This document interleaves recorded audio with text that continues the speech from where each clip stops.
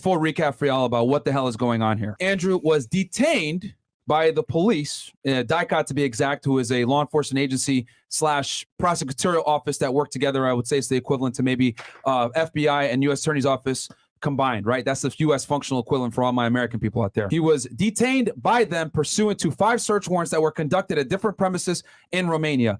The way the law works in Romania, guys, is if they go ahead and get a search warrant, it automatically gives them a 24-hour period, essentially, right, in most cases, to detain the individuals and or subjects of the investigation of the search warrant for 24 hours. During that 24-hour period, it is on the prosecution and on the police, right, to go ahead and gather more evidence to justify holding them for a period of 30 days, which can be all the way up to 180 days.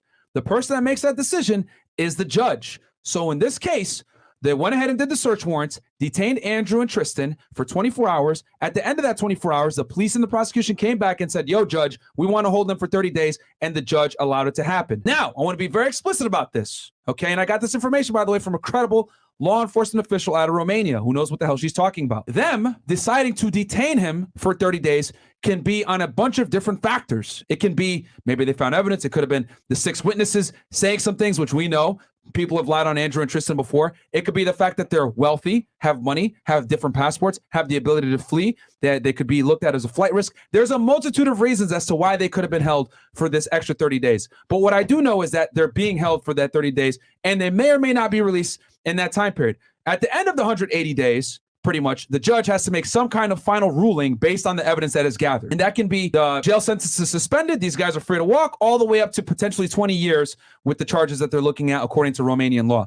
The law over there is far different than it is in the United States. So from what I've seen, based on what occurred in April and what occurred here, quite frankly, my personal opinion, my professional experience from being a former law enforcement officer in the United States, this is a fucking fishing expedition because they go in there and they're searching and they're trying to gather evidence as they're doing the investigation, right? Contrary to how it works in first world countries where they gather the evidence, build up the probable cause, go to try to get the person indicted, and then they come in with an arrest warrant. They didn't get an arrest warrant for Andrew until after the 24-hour period, okay? After they found evidence.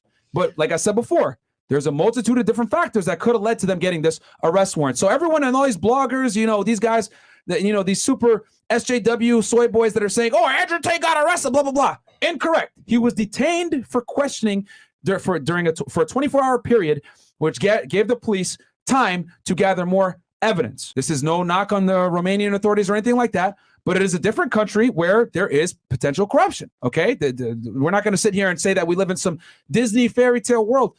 It is a country that is susceptible to corruption at some of the highest levels. It is what it is. Which is why they moved there. Yeah, you know, also it could be used against them now. Yeah, I mean, yeah, who knows? We really don't know what's going on here in this case. The other thing, too, I want to bring to y'all attention is that this case is heavily dependent upon witnesses. They have 6 witnesses, allegedly, that complained that Andrew and Tristan, the 2 British people, as the press release showed y'all, were lover boys and promised them intimacy, marriage, cohabitation, etc., which is problematic in itself because we're relying upon feelings to make real world decisions, which can consequently put them in prison.